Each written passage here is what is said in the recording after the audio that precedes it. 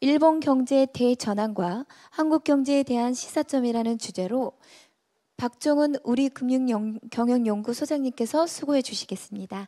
그럼 연사님을 무대 위로 모시겠습니다. 박종훈 소장님은 금융위원회 상임위원, 금융정보분석원 원장 등을 역임하셨습니다. 네, 안녕하십니까. 저는 방금 소개받은 우리금융경영연구소 대표이사 겸 소장 맡고 있는 박정훈이라고 합니다. 네, 오늘 아침부터 이렇게 계속되는 세션에 저희 일본 경제 대전이라는 주제로 이렇게 발표할 수 있는 기회를 주시게 된 뉴스핌 관계자분들 감사를 드리고요. 사실 일본 경제 대전환이라는 것에 대한 설명을 드릴 만큼 제가 사실 일본에 대한 전문가는 아닙니다만 저희 연구소에서 준비한 어떤 책이 있어서 그 책의 내용들을 토대로 해서 오늘 말씀드리도록 하겠습니다. 간단히 제 소개를 먼저 드리겠습니다. 지금 말씀 주신 것처럼 저는 현재는 우리금융경영연구소에 있고 한 2년 전에는 공무원 생활을 했었습니다. 금융위원회에서 금융정보 분석원장을 했었고 그리고 상임위원, 그전에는 자본시장국장들 했었고 전반적으로 보면 재경부 그리고 금융위원회에서 국내 금융, 국제 글로벌 금융 부문의 업무를 담당해 왔습니다. 그 과정에서 운이 좋게 그 ADB 그리고 IMF 등에서도 일할 기회가 있었고요. 그리고 사실 전반적으로 경제 사회 현상을 이해하는 데 도움이 될 수 있는 기회들도 좀 있어서 대통령실에서 일한 적도 있고 그리고 국회에서도 파견 근무로 일을 한 적이 있습니다.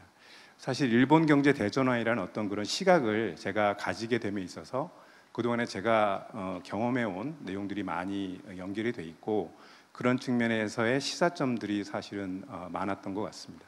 그런 측면을 오늘 기회가 되는 대로 말씀드리도록 하겠고요. 사실 지금 식사들 하시고 오셔서 조금 정신이 몽롱하실 것 같아가지고 제가 어느 정도까지 이거를 그대로 쭉 따라가 설명을 드리는 게 좋을지 그 부분들이 좀 고민인데요. 먼저 우리금융경영연구소는 우리금융그룹 지주의 16개 계열사 중에 하나입니다. 제일 자그마한 계열사라고 보시면 되고요. 은행, 증권, 보험 잘 아시는 것처럼 자산운용, 그다음에 프라이빗 에코티나 벤처 캐피탈까지 굉장히 다양한 그 포트폴리오를 가지고 있고 최근에 이제 신정부 그리고 그 전에부터 꾸준히 해오던 바긴 하지만 소위 생산적 금융 그리고 포용적 금융 이런 부분에 대한 그 연구 역할을 저희 내부적으로 많이 하고 있고 그룹 차원에서 그런 부분의 역할을 할 수 있도록 저희가 이제 지금 진행 중에 있고요. 지금 이제 여기 있는 내용들을 가지고 차분하게 설명을 드려 나가도록 하겠습니다. 일본 경제라는 부분에 대해서 저희가 방금 전에 제가 말씀드린 것처럼 책을 썼다고 말씀을 드렸는데 사실 책을 쓰게 된 계기는 책을 쓰기 위해서 책을 쓴 건 아니고요. 저희 연구소에서 늘 하는 일 중에 하나가 해외 사례에 대한 벤치마크가 있습니다. 벤치마크를 할 때 사실 우연치 않게도 일본의 사례들이 굉장히 많이 벤치마크 사례로 나왔습니다. 그 중에 하나 몇 가지 제가 설명을 드리면 일본의 금융회사들의 수익의 비중이 50%를 넘는다는 것을 알게 돼서 사실은 깜짝 놀랐었습니다. 왜냐하면 예전에 2010년 이전만 해도 노무라 같은 곳에서의 금융 수익의 그 목표가 30%라는 얘기를 들었었고요.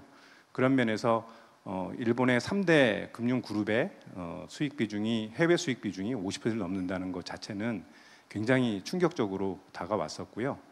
그래서 다른 사례들도 사실은 일일이 찾아보려고 했던 것도 아니고 하다 보니 기업 금융 관련해서는 소위 부동산 금융이 나름 활발한데 제1이츠라는 부분이 있는데 일본 도심 재개발 사업에 있어서의 제1이츠의 역할들이 굉장히 크다는 것을 볼 수 있게 됐고 또 전환금융이라고 해서 소위 우리가 말하는 녹색, 그다음에 넷 제로 이런 부분에 대한 그 경제의 변화를 하는 데 있어서 전환금융은 뭐냐면 완전하게 100% 다 소위 신재생 에너지처럼 할 수 없지만 예를 들어서 이제 철강 회사에 있어서 예단 고로가 있다면 고로에서 나오는 그 탄소 배출량이 굉장히 많은데 그런 고로에서 나오는 거를 소위 전기로로 바꾸게 되면 약 70% 정도의 효율이 올라가서 그 탄소 배출이 줄어드는 그런 상황이 되고 그런 부분에 대한 지원을 통해서 그 이제 저탄소 넷제로를 달성하고자 하는 어떤 그런 노력들이 있다는 것을 발견하게 됐었고요. 그리고 사실은 거시 경제 전반에서도 사실은 그 이제 뭐 찬반 양론도 있고 굉장히 다양한 시각이 있습니다만 일본 경제가 꿈틀거리고 부활하는 것 아닌가 하는 신호들이 많이 나오는데 그 뭐 수십 년간 이어진 잘 아시는 것처럼 30년의 그 잃어버린 세월이라는 어떤 그런 비판도 있듯이 계속해서 마이너스 성장을 했었는데 지금은 이제 그 성장률에 있어서도 사실은 저희를 넘어서고 있고 그리고 그 물가 상승률도 이제 어느 정도 2%대를 보이는 그런 모습을 보이고 있고 그런 부분의 내용들이 사실은 기업에서의 어떤 경영에서 많이 나타납니다. 기업이 변화하고 있다는 부분도 사실 놀랬던 게 있는데 그 혹시 들으신 적 있는지 모르겠습니다만 일본에서는 어떤 비즈니스가 있냐면 퇴직 대행 서비스가 있습니다. 퇴직 대행 서비스라는 게 굉장히 어색하고 이상하실 텐데요. 그러니까 퇴직을 그 기본적으로는 구인난의 그 원인이 있습니다.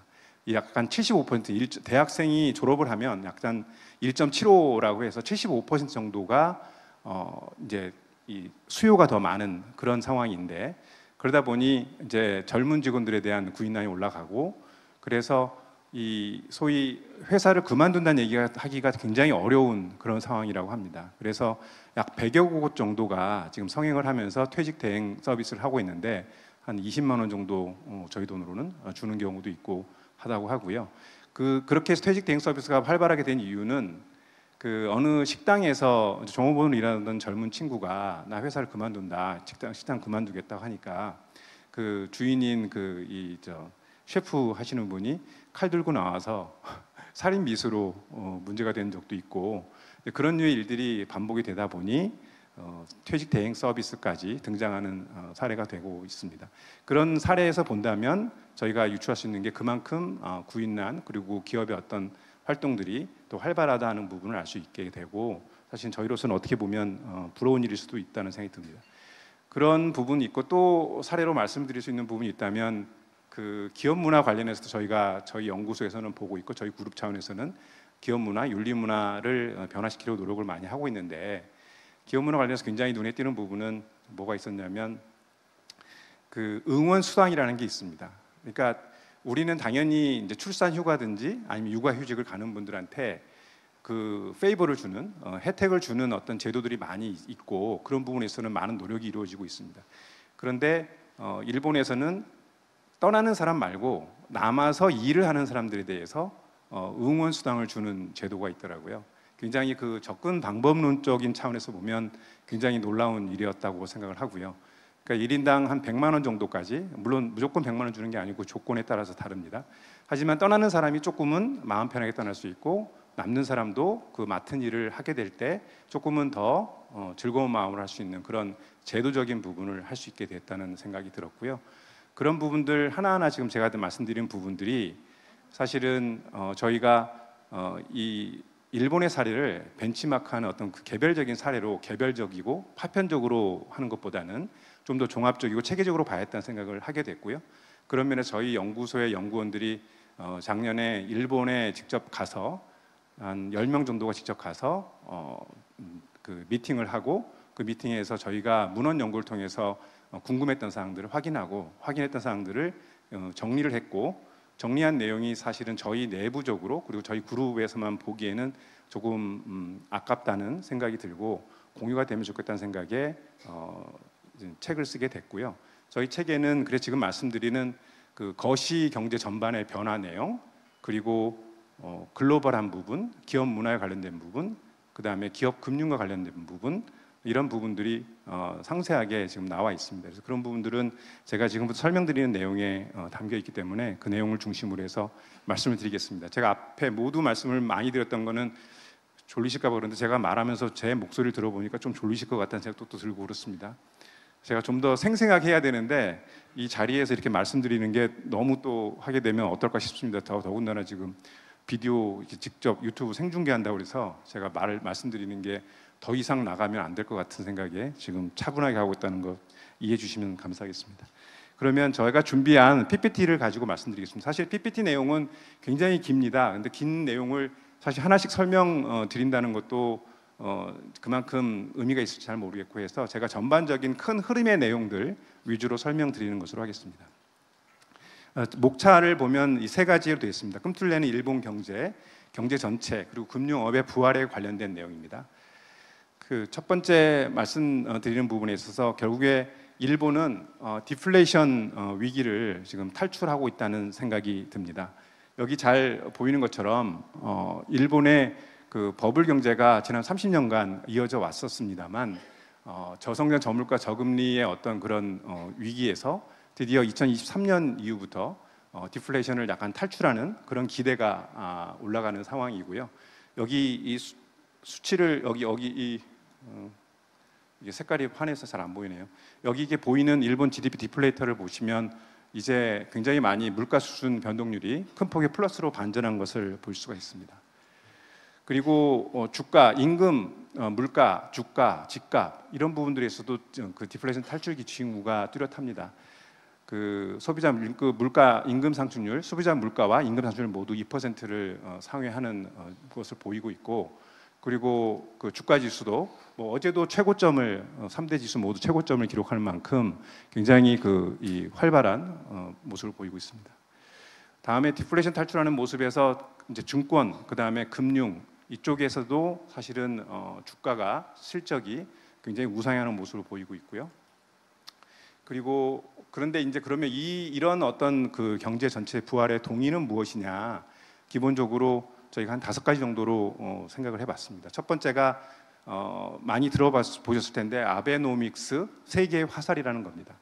기본적으로 이 2013년부터 아베가 아베노믹스의 형태로 금융 완화 그리고 적극적 재정 정책, 성장 전략 이렇게 3가지 형태로 해서 그 이제 지속적인 정책을 추진해 왔고, 그로 인해서 그 이제 이 경제가 살아나는 부분들이 될 수가 있었습니다. 이 부분은 그 사실 아베가 이제 그만둔 이후에 뭐 어떤 이제 사실 돌아가셨죠. 돌아가신 다음에 그 후임 총리가 되신 스가 그리고 기시다 내각도 사실은 그동안 2013년부터 이어오던 그 정책의 기본 틀을 유지하고 일부 정책을 보완하는 그런 정도로 해서 계속해서 꾸준하게 추진됐기 때문에 그런 측면에서 정책 효과가 나타났다고 볼 수가 있고요. 그 와중에 그 엔화가 약세를 보여서 그 이제 그 엔화의 명목 실질 실효 환율, 그다음에 일본 실질 수출입과 무역 수지를 보면 전반적으로 개선되는 형태를 띠고 있습니다. 일본은 특히 해외 자산 부분이 굉장히 많습니다. 해외 부채보다. 그 해외 자산은 전 세계에서 사실 1등인 상황이고요. 그러다 보니 그 엔화의 약세가 해외에서의 자산 투자한 부분들이 더 국내에서의 수익 구조로 돌아오는 그런 형태를 띠고 있습니다. 다음은 금융정책 부분에서 아베노믹스가 자본시장 발전 전략이라는 이름으로 해서 정책을 폈는데 기시다 내각에서 새로운 자본주의 정책이라는 형태의 이름으로 띄었습니다. 사실 아베노믹스 그 있는 기업 지배 구조 개선, 그 다음에 가계소득 증대, 스타트업 육성, GX, DX 이런 내용들이 그 이제 2021년부터는 밸류업, 니사 이데코라고 좀 이따 설명드리겠습니다. 모험 자본 공급 확대, 전환금융 그리고 디지털 생태계 발전 방안이라는 형태로 조금 더 구체적인 형태의 정책으로 이어지면서 그 효과가 나타났는데, 사실은 우리가 지금 친숙한 밸류업이라는 부분이 결국에는 일본의 내용들을 벤치마크한 것이고 그런 부분에서 효과가 나타나고 있습니다. 또 하나의 그 동인으로 보면 네 번째로 기업 실적 개선입니다. 그 코로나 이후에 이제 그 비용 상승 요인들이 많이 있었죠. 근데 이 부분들을 사실은 가격에 전가하고 또 엔화 약세로 인해서 영업이익이 많이 늘어나면서 경상이익 규모가 사실은 85년 이후에 최고치를 경신하고 있는 상황이었습니다. 그리고 기업이익 개선에 힘입어서 자동화 투자 시에 노동력 부족을 자동화 투자가 있었고, 그다음에 이커머스 관련 물류, 도심 재개발, 그리고 탈탄 설비 전환, 반도체 라인 증설 이런 식으로 해서 계속해서 기업 실적이 개선되는 모습이 투자로 이어지는 형태가 됐습니다. 아울러서 다섯 번째로 저희가 본 부분은 가계소득 증가 부분입니다. 기업들이 그 이제 비용 상승 요인을 가격에 이제 전가하는 경향이 이제 확대되는데, 그러다 보니 임금 노동자들 입장에서는 명목 임금 인상을 요구를 하게 됐고, 그래서 소위 2024년에 춘투, 그러니까 봄에 그 임금 인상에 대해서 춘투라는 게 있는데 5.1%를 기록을 했습니다. 결국에 33년 만에 5% 상회할 만큼 그런 쪽에 가계소득이 증가하는 부분이 있었고, 아까 말씀드린 것처럼 금융자산이 압도적으로 많습니다. 그러다 보니 금리 인상, 주가 상승, 이자 배당 수익을 높이는 데 기여를 했고요. 그래서 전반적으로 임금 물가 선순환 움직임이 나타나기 시작했습니다. 전반적인 내용을 요약해서 매크로 거시 부분을 말씀을 드리면, 엔화 약세, 통화 완화적인 부분이 엔화 약세를 가져왔고, 재정금융 성장 정책들이 기업 실적으로 이어지면서 주가 상승하고, 이에 따라서 임금 인상과 투자 확대가 이루어졌고, 고용 확대, 가계소득 증대, 결국 이로 인해서 소위 지속적인 디플레이션을 탈출할 수 있는 수요견인 인플레이션의 형태로 나타나는 구조가 지금까지 일본에서 보이고 있는 모습입니다. 그 사실 일본에 대한 평가 부분은 말씀드린 것처럼 다양한 시각이 있을 수 있습니다. 저희가 바라본 부분은 여러 가지 그 앞에 말씀드린 내용들을 볼 때 일본이 드디어 약간 꿈틀하는 것이 있고, 지금 보면 이제 디플레를 탈출할 수 있는 가능성이 보인다 하는 정도의 평가라는 말씀을 드리겠습니다. 그리고 이런 부분들이 사실 얼마나 지속 가능하냐가 중요하기 때문에 일본 당국 입장에서도 굉장히 그 부분에 대한 이 조심스러움이 있는 것 같고요. 디플레이션을 완전히 탈출했다, 우리가 디플레이션을 드디어 극복했다 하는 어떤 선언을 하는 데 있어서는 조금 더 조심스러운 입장이라는 점을 말씀드립니다. 다음은 이것과 관련해서 이제 금융업의 대전환 관련된 부분입니다. 제가 사실은 모두에 말씀드리려고 했는데, 제가 드리는 어떤 지금 여기에서 내용은 일본 금융업적인 관점에서 일본 경제와 산업을 보고 그 일본 금융업의 그 변화나 역할이 한국에 주는 시사점들이 사실은 더 주안점이었습니다. 그런 면에서 일본 전체를 다 보는 측면에서의 그 시각과는 또 조금 타점이 있다는 점을 먼저 말씀을 드리고요. 그래서 일본 금융업의 대전환 부분을 아까 말씀드린 그 네 가지 측면에서의 관점에서 말씀드리도록 하겠습니다. 첫째는 사실은 자산관리의 패러다임의 변화라고 할 수 있습니다.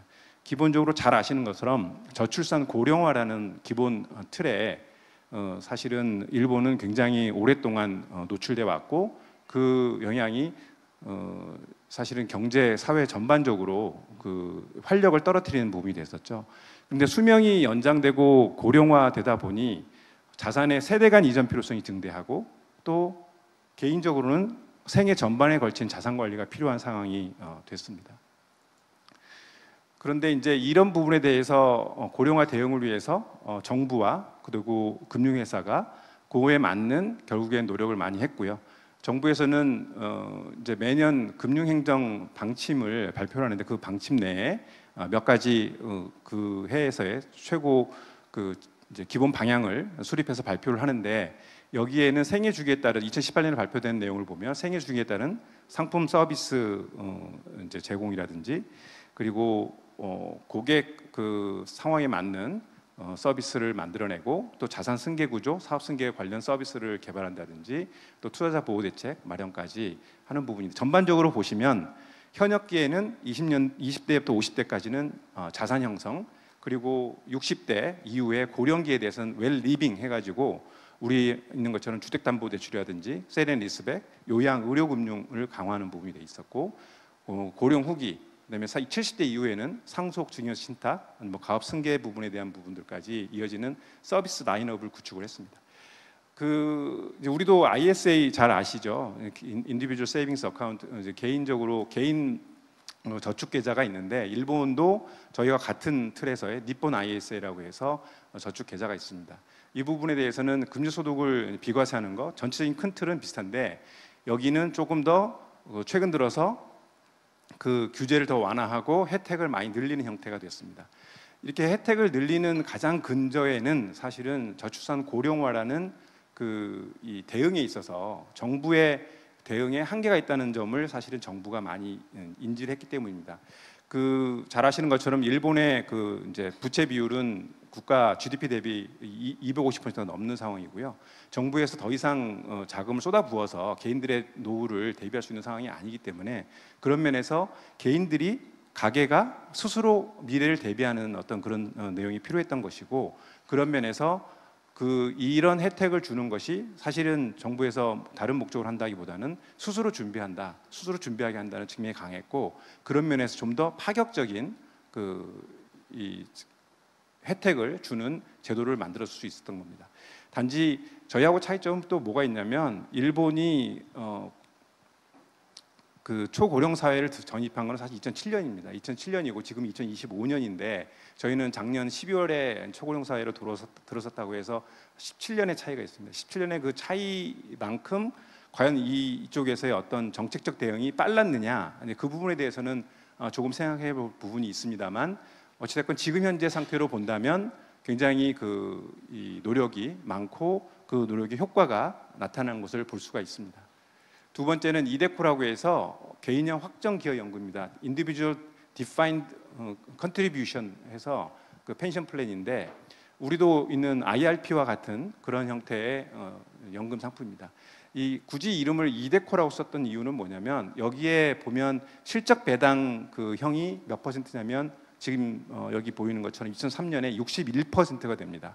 우리는 실적 배당이 사실은 굉장히 낮은 비중을 차지하고 있고, 이 부분이 실적 배당이 아닌 원금 보장형으로 들어갔을 경우에 자산 소득을 그만큼 끌어올리는 데는 한계가 있기 때문에 그런 면에서 실적 배당 상품이 중심이 됐고, 그런 인식이 있는데, 이데코라는 사실은 별칭을 줌으로써 퇴직연금, 그러면 내가 퇴직 이후를 대비하는 입장에서 조금 더 안정된 투자를 해야 된다, 안정된 금융 원리금 보장 상품에 가입해야 된다는 그런 인식들이 사실은 바뀌어줄 수 있는 그런 어떤 부분도 있지 않았나 싶고요. 그래서 그런 측면에서 이름도 별칭까지 짓고 해서 했고, 실적 배당 상품이 상당히 많이 늘어났습니다. 그리고 일본에서는 우리도 이제 주택 영모기 상품이 있는 것처럼 우리 저쪽 주택금융공사에서 제공하는 그런 모기 상품이 있는 것처럼 일본에서도 영모기자 리스백 상품이 있습니다. 약간의 구조가 다릅니다. 약간의 구조가 다른데 기본적으로 금융이 국민의 그리고 나의 어떤 고객의 미래를, 그다음에 노후를 책임지는 구조를 찾기 위한 노력의 과정이라고 이해하시면 되겠습니다. 그리고 요양 관련해서도 사실은 금융사가 요양을 한다는 부분이 어떻게 보면 약간 어색하고 이상한 부분일 수 있는데, 언제부턴가는 점점 더 이 부분들에 대한 관심이 늘고 그 역할이 커지는 것을 볼 수가 있습니다. 일본에서도 요양 관련 자금 니즈에 대해서 대응하는 대출 상품들도 많이 나오고 있는 상황이고요. 또 상속 증여 신탁 분야 관련해서도 굉장히 많은 상품들이 나오고 있고, 일본의 경우에는 사실은 사전 증여 촉진을 하기 위해 상속세를 강화를 했습니다. 그리고 신탁제도를 개편했습니다. 한국도 신탁제도 개편에 대해서는 굉장히 노력들이 발표되어 왔고, 그리고 그런 노력들이 이어지고는 있습니다만, 신탁 상품을 별도로 만드는 정도 수준의 결국에 최종적인 이 고객에 대한 상품 측면에서 보면 저기 일본에 비해서 많이 부족한 상황이라고 하겠습니다. 그래서 교육 자금 및 결혼 육아 신탁이라는 부분도 있고, 상속 관련된 가업 승계 관련된 신탁 분야도 굉장히 많이 발전해 있습니다. 이런 것들이 보면 또 상속 신탁 서비스는 유언 신탁, 유언 대용 신탁, 유산 정리 서비스, 가업 승계 신탁하는 부분들까지도 조금 더 돼 있고, 일본에서 봤던 굉장히 특이했던 점은 사실은 일본 금융그룹을 방문했을 때 예를 들면 MUFG에서 미쯔비시 UFJ 은행을 이제 가서 신탁 하는 비즈니스를 찾아보려고 했더니 그쪽에서 이건 우린 별도 은행이 따로 있습니다 해가지고, 사실은 이게 두 개가 사실 우리나라처럼 우리는 은행 내에 신탁 부서가 따로 있거든요. 신탁 부서가 인하우스로 있는데, 이 일본은 별도의 신탁 관련된 은행들이 따로 있는 것을 보면 그런 측면에서의 차이점도 사실은 이 내용의 활성화에도 영향을 미친 것이 아닌가 이런 생각도 합니다. 그래서 첫 번째 말씀드린 부분은 자산 관리 관련해서 그 국민들이 고객들이 제일 관심이 많은 부분들을 어떻게 이 금융회사에서 서비스를 제공하고 그 금융회사 서비스가 나타나도록 정부에서 어떤 노력을 해왔는지에 대한 설명을 드린 것이고요. 두 번째는 이제 사실은 장기 불황을 이제 극복하는 데 있어서 기업금융이 역할을 했습니다. 사실은 일본의 경우에는 다운사이징, 뭐 디레버리징 이런 쪽으로 해서 그 기조가 계속 이어지다가 아베노믹스로 인해서 그 기조가 약간 약화가 된 부분이 있습니다. 그래서 자금 수요가 증대된 부분이 있었고요. 그래서 자금 수요의 수요는 회복을 했는데 그게 모든 게 다 좋은 것이냐? 그렇지가 않은 부분이 있는 것이 부동산 부분의 대출이 큰 폭으로 증가했습니다. 그리고 전통적으로 강점을 지닌 제조업 비중은 꾸준히 감소되는 부분이었고요. 그래서 이런 부분에 대해서 어떻게 대응할지에 대한 고민이 있었고, 또 규모라는 측면에서 보면 대기업, 중견기업 차주는 감소를 하고 있고, 그 사실은 이 이익 회복력이 약한 중소기업에서는 그런 대출 수요가 올라가서 과연 어디서 이 성장 동력을 찾을 것인가에 대한 고민이 있는 상황이었습니다. 그래서 이런 부분들이 이제 금융회사의 고민이라면, 기업 입장에서 보면 예전에는 외형 성장, 그 대출 수요에 의존해 가지고 커왔는데, 이제는 기업 금융이 새로운 이 동력이 필요하다 하는 것들이 이제 기업 입장에서는 찾게 되었고요. 그다음에 그에 따라서 사실 저희가 이제 정리했던 일본의 경제사회 특징과 관련해서 세 가지의 가장 큰 특징적인 그 금융의 형태를 보면, 부동산 금융과 전환금융, 신성장 금융인데, 부동산 금융이 예전 방식의 금융을 얘기하는 것이 아니고 우량 부동산을 공급하는 형태, 그리고 자본적 투자 중심의 J리츠 모두에도 말씀드렸습니다만 이런 부분들을 강화하는 형태로 만들어졌다는 말씀을 드리고요. 이 부분에 대해서 간단하게 제가 설명을 드리면, 우리도 리츠 상품이 있고 뭐 부동산 PF 있어서 여러분도 잘 아시겠지만, 우리는 대출 위주의 상품 구성이라면 여기는 자본적 투자 중심으로 디벨로퍼와 투자를 하는 J리츠가 같이 이 상품을 만들어내는 구조입니다. 이 J리츠가 또 활성화되는 데 있어서는 과세특례 등 굉장히 정부의 노력이 많이 있었고, 심지어 BOJ는 일본 중앙은행은 위험자산을 직접 매입하는 형태에까지 이르렀고, 연금 펀드가 리츠 투자를 할 수 있도록 허용이 됐고, 가계 투자 촉진 소득 증대의 어떤 그런 노력도 있고, 이 부분이 도심 재개발과 이어져서 선순환 구조를 이루는 형태가 됐습니다. J리츠가 성공할 수 있었던 데에는 우리나라 구조와는 조금 다른 형태의 것들이 있습니다. 이런 부분들은 조금 더 나중에 자료 참고하시면 좋을 것 같습니다. 국내 리츠도 사실은 성장이 굉장히 기대되는 상황이고요. 이쪽의 역할이 중요하다고 생각합니다. 그러기 위해서 저희가 좀 관심 있게 봐야 될 부분이 있다는 것을 저희가 몇 가지 정리해 놨고요. 앞에 일본의 사례하고 대비해서 보시면 될 것 같습니다. 그리고 전환금융, 모두에 말씀드린 것처럼 일본은 전환금융을 꾸준히 추진하고 있습니다. 전환금융을 하게 된 이유는 사실은 어느 날 갑자기 신재생 에너지로 모두 다 에너지원을 바꿀 수 있는 상황도 아니고, 그래도 역시 국제적으로 내가 하겠다고, 컨트리뷰션 하겠다고 약속하는 것은 지켜야 되는 어떤 그런 상황에서 녹색이냐 아니냐의 어떤 그런 이분법적인 사고에서 벗어나서 중간에 역할을 하는 전환금융을 이제 찾아냈고, 일본은 이런 전환금융에서 선두적인 역할을 하고 있습니다. 그리고 금융회사는 그 부분들을 지원하고 있고요. 그래서 기본적으로 정책자금 등 각종 지원 제도를 적극 활용을 하고 있는 상황이고, 대기업이 중심이 돼서 대기업에 대한 직접 지원을 기본으로 해서 중소기업은 간접 지원하는 형태로 해서 전환금융이 이루어지고 있습니다.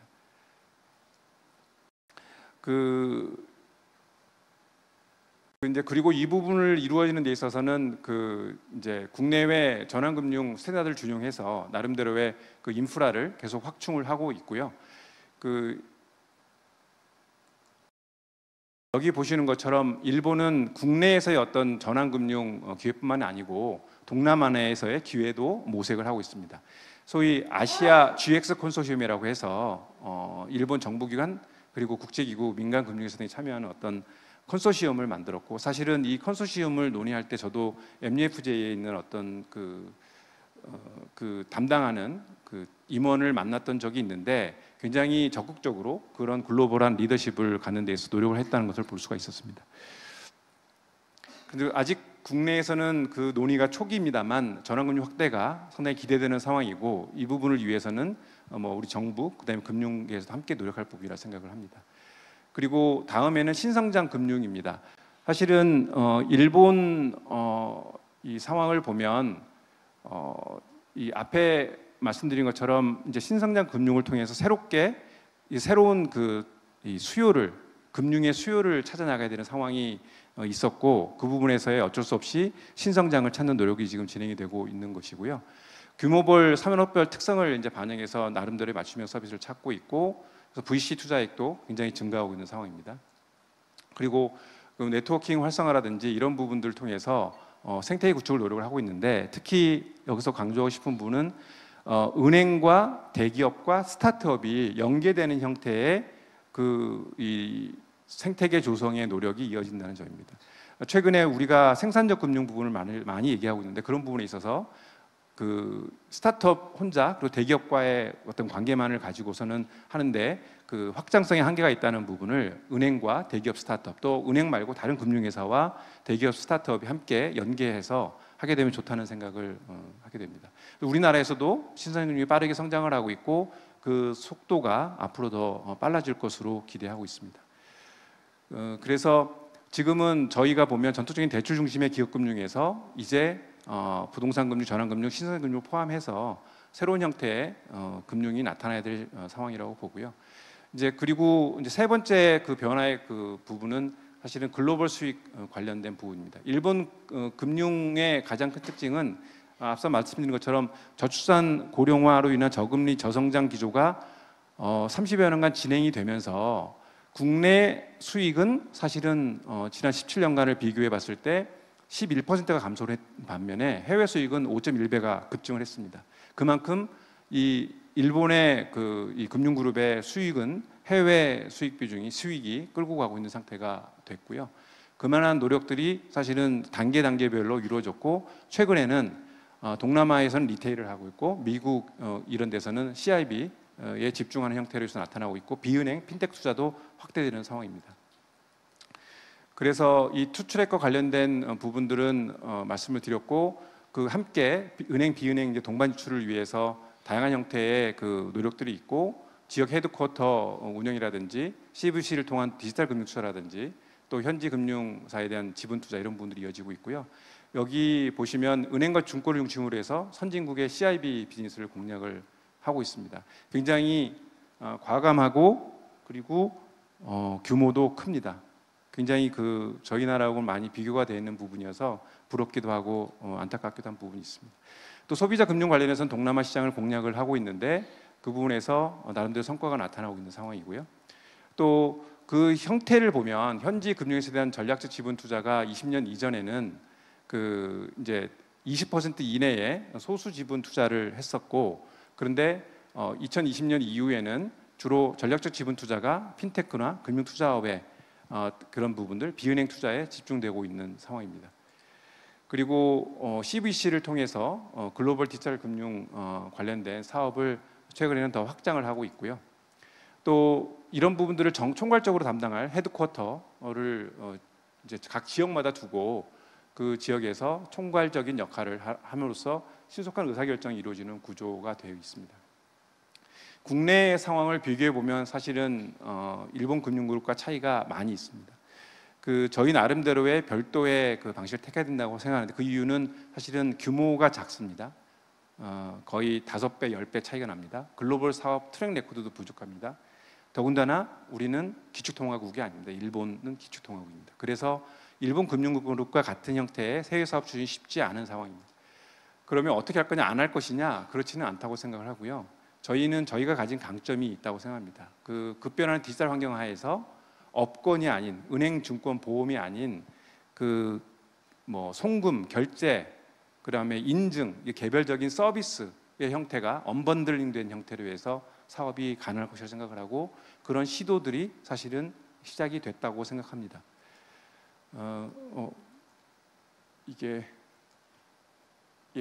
그런 부분이 있고요. 네 번째는 기업 문화 혁신 관련입니다.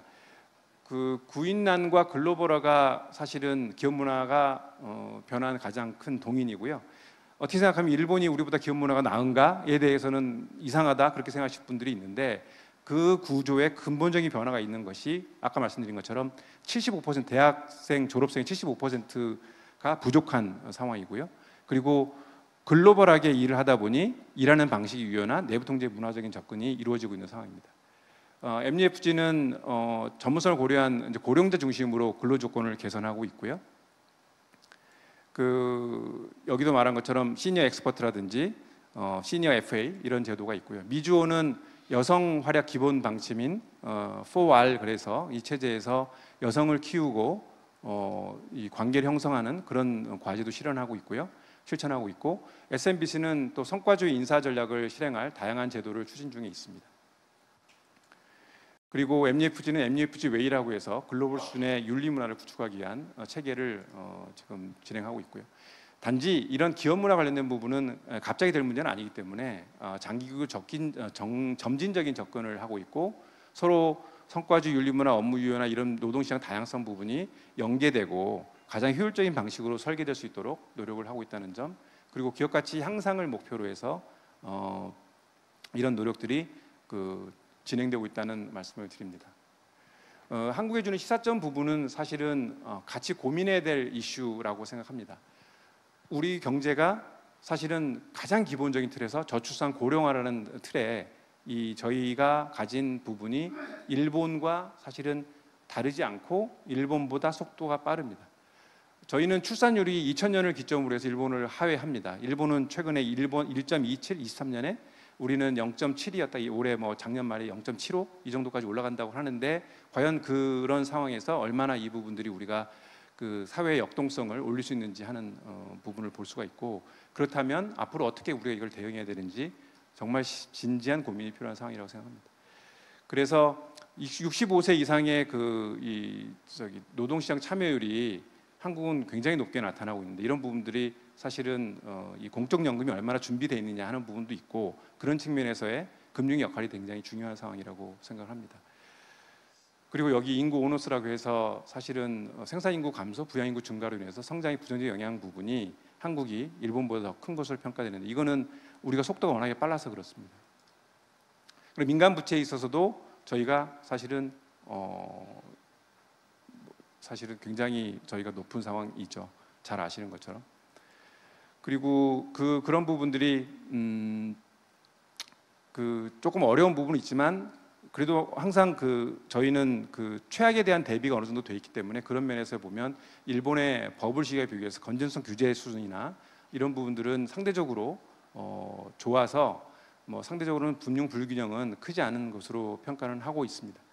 기업 경쟁력 측면에서도 일본은 사실은 자금 공급자 역할을 합니다. 워낙에 쌓아놓은 자금이 많은 상황이어서 자금 공급자 역할을 하고 있는데, 우리는 사실은 그 정도 수는 아니고 기업들이 자금 순수 조달 규모를 점차 줄여나가는 지금 상황이고요. 그리고 여기 보시는 것처럼 한국 기업들은 사실은 이 인건비 조정이 상대적으로 쉽지 않은 상황이어서 기업 경쟁력이 이제 높아질 수 있을지, 그런 부분에 대한 우려가 사실은 있는 상황입니다. 그리고 전반적으로 봤을 때 여기 보시면 일본의 실질 GDP 성장률과 명목 GDP 성장률 모두 2022년, 23년에 이렇게 일본이 위로 올라가는 모습을 볼 수 있습니다. 이런 추세 성장률 하락이 지속적으로 이어질 것으로 저는 생각하지 않습니다만, 이런 부분들에 대한 고민이 필요한 때입니다. 그래서 결국에는 이런 고민을 바탕으로 과연 어떤 류의 우리가 대응책을 만들어낼 것이냐는 것이 굉장히 중요한데, 결국에 그것은 가장 중요한 부분은 지금 이 상황에 대한 평가를 어떻게 하느냐에 따라서 달렸다고 생각합니다. 이 부분과 연결해서 금융회사 관점에서 시사점을 말씀을 드리면, 일본 금융업은 수수료를 위기라고 판단했고, 그 부분이 예대율 하락이라든지 예대금리 축소라는 어려운 부분이 있어서 그 대응을 글로벌하게, 그리고 비이자 부분을 강화하고 자산 관리를 강화하는 형태로 진행을 했고요. 수익성 제고 노력을 통해서 실적이 대폭 개선이 됐고요. 그리고 이런 부분들은 결국에 우리 금융이 가야 될 방향을 어느 정도 보여준다고 생각합니다. 저 개인적으로 이제 1분 남아서 마무리 말씀을 드린다면, 사실 금융이라는 부분이 예전에는 금융 자산을 가지고 있는 분들에 대한 자산 관리 서비스, 그러니까 자금 융통 이런 부분에 한정된 개념이었다면 이제는 금융의 역할이 예전과는 이 개념이 많이 바뀌었다고 생각합니다. 결국에 사회, 그다음에 경제, 우리 국가를 이어나가는 역할. 그래서 돈을 버는 어떤 그런 구조라기보다는 저 개인적으로 사람과 사람을 잇는 것, 그다음에 사람이 사람을 돕도록 하는 것이 금융이라고 생각을 하고요. 그게 표현이 생산적 금융이라는 표현이 되든 아니면 포용적 금융이라는 표현이 되든 그런 역할들을 금융에서 계속 해줘야 되고, 그 역할은 앞으로 점점 더 커지게 되고 우리 경제의 미래가 사실은 우리 금융의 그런 역할이 얼마나 잘 수행되냐에 따라서 좀 차이가 있지 않을까 생각을 하고, 그런 면에서 저희 연구소 그리고 우리 금융그룹 노력하도록 하고 밖에 계신 분들하고도 소통을 많이 하도록 하겠습니다. 네, 경청해 주셔서 감사합니다. 네, 질문 있으면 말씀해 주세요. 지금 내셔널 인트리스트 이자율이 한국은 지금 2.5% 아닙니까? 네. 미국은 최소한 4.5 내지 4.7% 나가거든요. 그러면 현 이런 상황하에서 우리가 해외 투자를 많이 하고 해외 여러 가지 비즈니스를 금융산업에 진출하는데 이게 어느 정도 실현성이랄까 실익이랄까 좋은 결과를 가져올 수 있다고 봅니까? 해외 진출하는데 미국 같은 데 나가는데. 사실은 저희가 저 개인적인 생각입니다. 저희가 볼 때 지금 해외 미국에 투자를 많이 하시잖아요. 미국 주식에. 그러니까 결국엔 미국 주식에 투자를 개인적으로 한다는 얘기는 기업들도 거기에 해외에 투자할 수 있는 가능성, 기회 이런 것이 많다고 하는 거고요.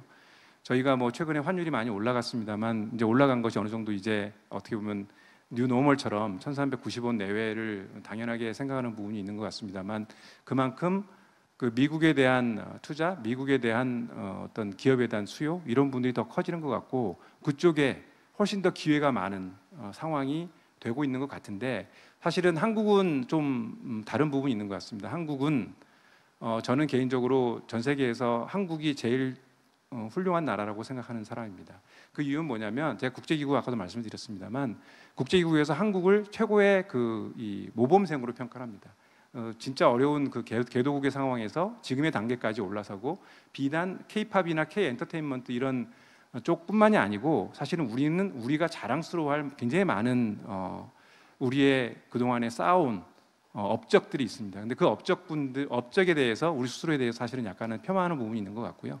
그런 업적 부분들을 지금 시대에 맞는 방식으로 어떻게 우리가 이 부분들을 찾아낼 것이냐 하는 부분들이 되게 중요할 거라고 생각을 하고, 그런 면에서 금융도 조금 더 글로벌하게 진출할 수 있는 부분, 그게 특히 최근에 AI든 아니면 디지털한 영역과 같이 결합되는 형태로 해서 기회가 열릴 수 있도록 노력을 해야 된다고 생각합니다. 그런데 그 노력의 결과는 사실은 굉장히 짧은 기간에 나타날 것이 아니기 때문에 우리나라의 K-팝이 갑자기 지금의 K-팝이 되지 않고 우리나라의 K-드라마가 갑자기 안 된 것처럼 우리 금융도 사실은 긴 안목에서 그 노력을 해야 되고, 그런 긴 노력이 할 수 있는 우리 내부의 어떤 관심, 노력, 외부의 여건 이런 부분들도 같이 변화가 돼야 되지 않을까 싶습니다.